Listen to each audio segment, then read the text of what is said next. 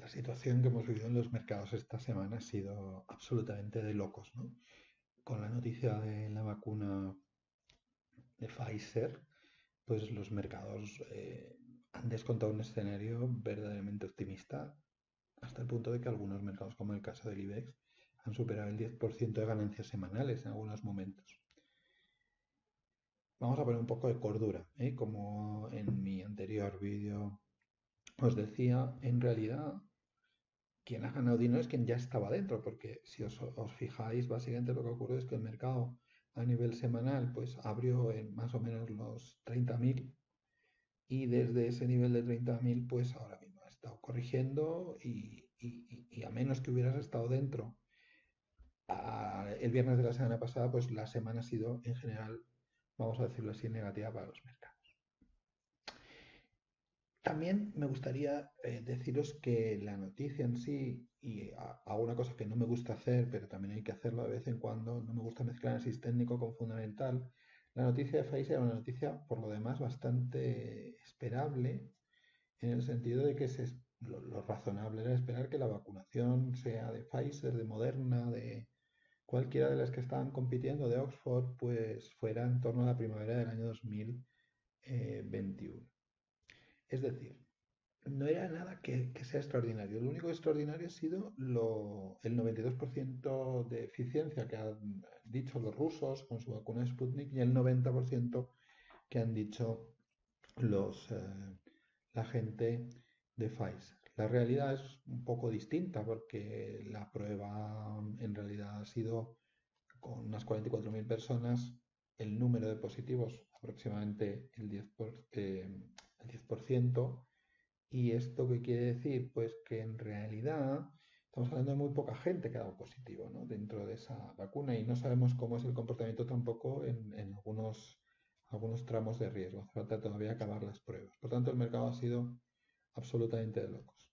El propio CEO de Pfizer ha vendido una parte considerable de sus acciones aprovechando el subidón, lo cual causa muchos dilemas éticos, pero también genera una serie de dudas. Fijaros que el Dow Jones se ha roto los máximos que venía después de la pandemia, ha intentado romper máximos históricos y ahí está ahora, ¿no? Veis que efectivamente ha dejado un gap, lo normal es que ese gap lo cierre entre el 28.500 y aproximadamente el 29.000.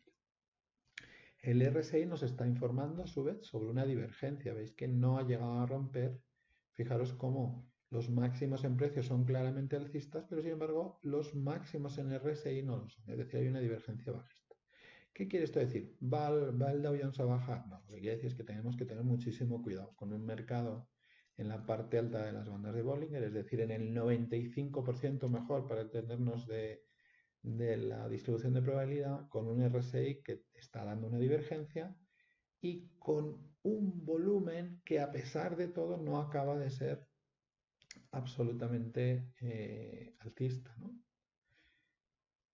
Yo tendría mucho cuidado. Yo, sinceramente, si alguien considera que va a haber más noticias positivas de vacunas, me esperaría el mercado en el entorno de 28.500. Yo creo que tampoco hay que comprar ahí y al mercado hay que esperar en torno a 25 26.000 euros si es que efectivamente se va a esos niveles. Si no, estamos comprando un mercado en máximos cuando la economía en Estados Unidos entre este año y el año que viene probablemente se deje en torno a un 10% como mínimo. Entonces, tenemos que tener mucha precaución.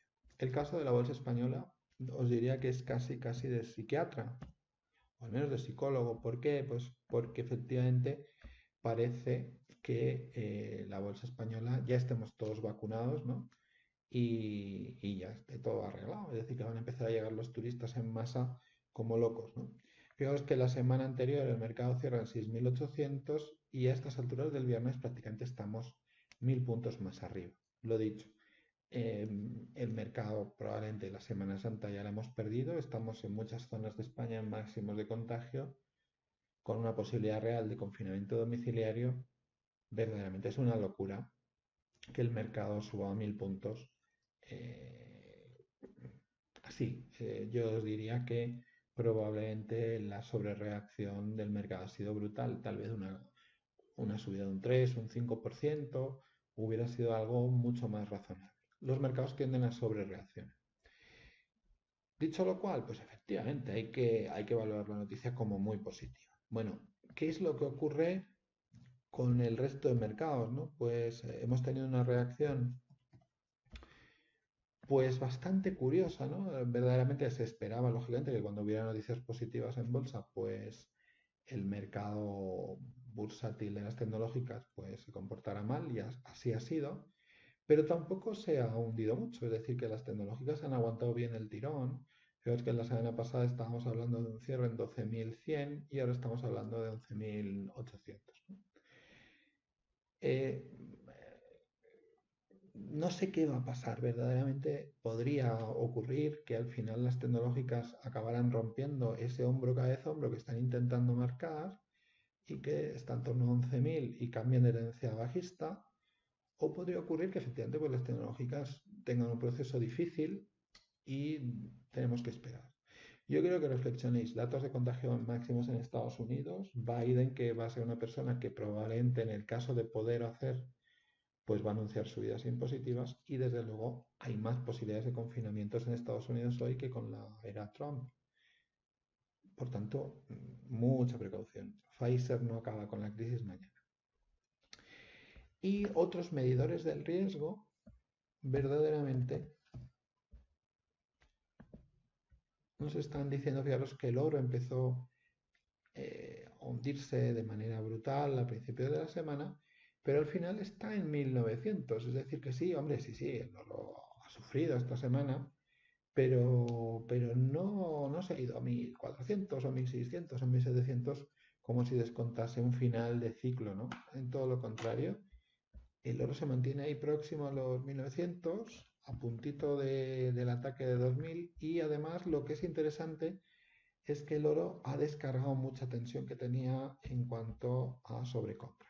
Y el otro indicador que últimamente está funcionando bastante como medidor del riesgo, como todos sabéis, es el Bitcoin. Y el Bitcoin, desde luego, sí es un indicador de que puede haber un movimiento bajista en los mercados, eh, no lo está mostrando. Yo creo que lo del Bitcoin ya empieza a ser exagerado, pero no es menos cierto que el Bitcoin para aquellas personas que lo usan como cubridor de riesgo, como veis, hay que hacérselo mirar porque está en máximos probablemente de 2 años, ¿no? 2 años y algo.